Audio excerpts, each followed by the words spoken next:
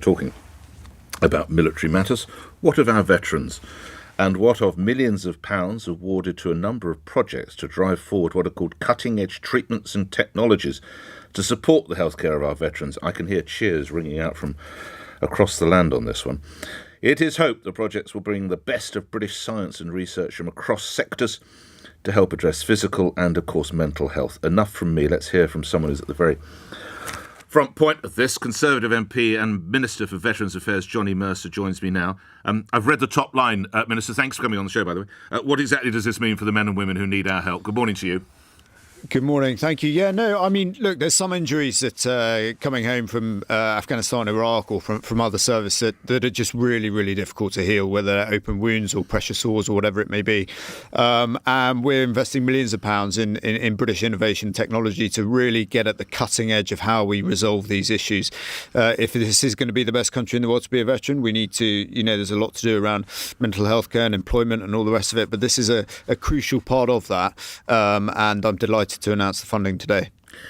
Can I ask you, is it the best country or one of the best countries to be a vet, in your view, having served?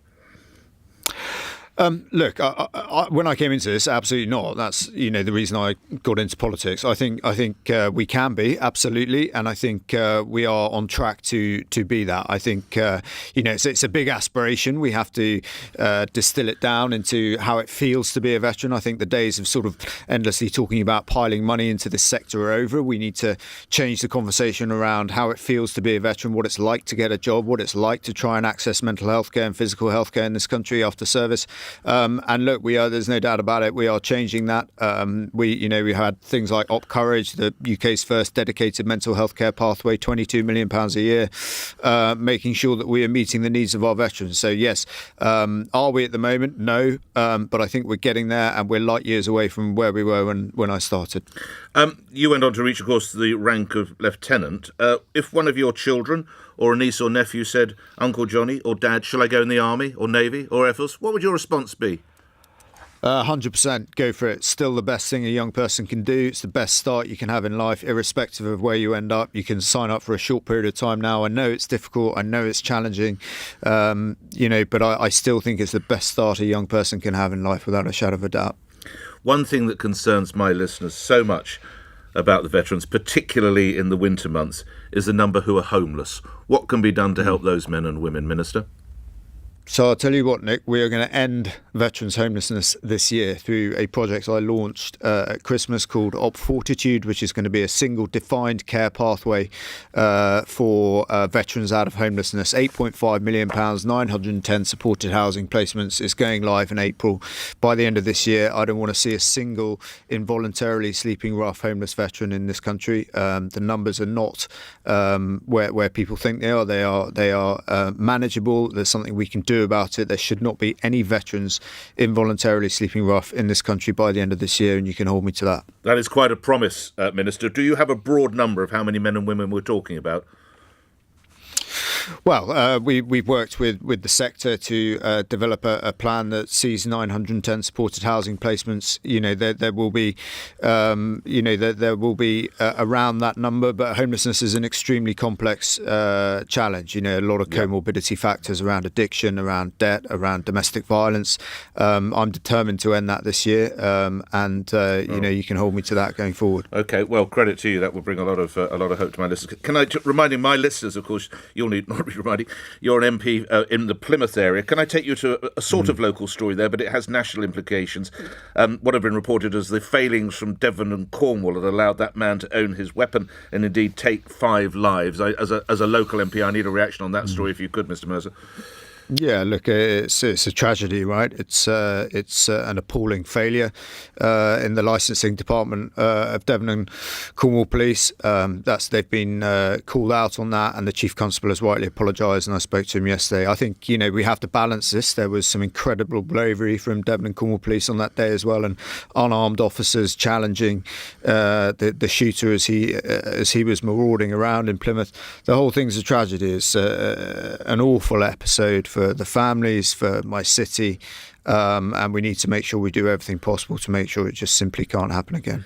As a military bloke, as you heard the speeches or précis of the 2 speeches from the Russian president and the US president, Did you think this increased likelihood of further tensions? Some newspapers are saying we're heading towards a Cold War, Minister.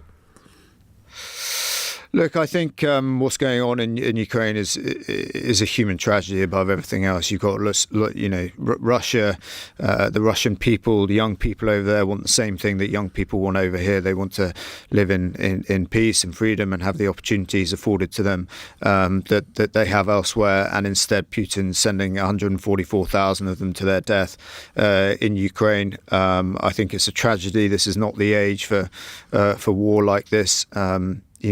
I think it's extremely sad to watch. We have to protect the territorial integrity of Ukraine at all costs, and the president made that clear again yesterday. And there's going to be no other outcome to this than a victory for Ukraine. And the sooner we get there, the better. And to facilitate that victory, would you support the deployment of not necessarily RAF, but fighter jets from other NATO countries, Minister?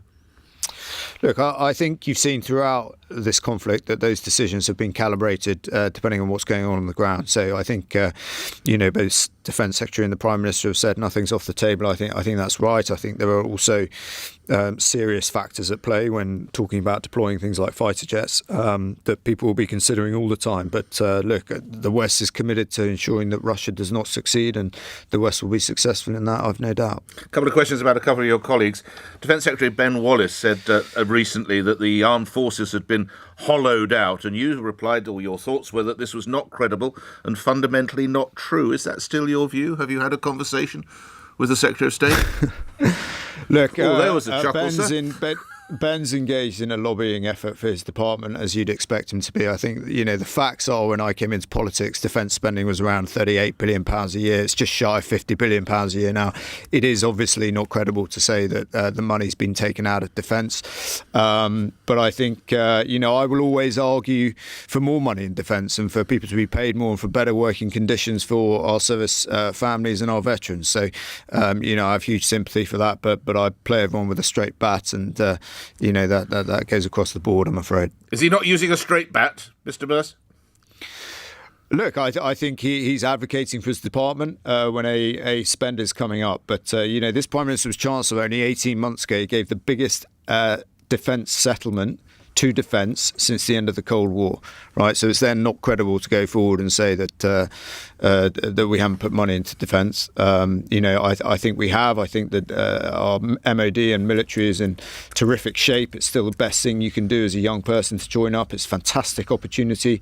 We're a big player on the world stage. We're the second biggest contributor to NATO. We're the biggest in the European Union. There's lots to be positive about. So I'm afraid I don't really buy into the narrative of running down defence. And I'm certainly buying into the positive of what you're trying to do for homeless veterans. Thank you for appearing on the show. Good having you on. Plymouth Moor View MP, of course, reference to the Devon and Cornwall story, and Minister for Veterans Affairs, Johnny Mercer, appearing here on LBC. Let's get the 8 o'clock news next. On your radio, on Global Player, and Play LBC. leading Britain's conversation. This is LBC.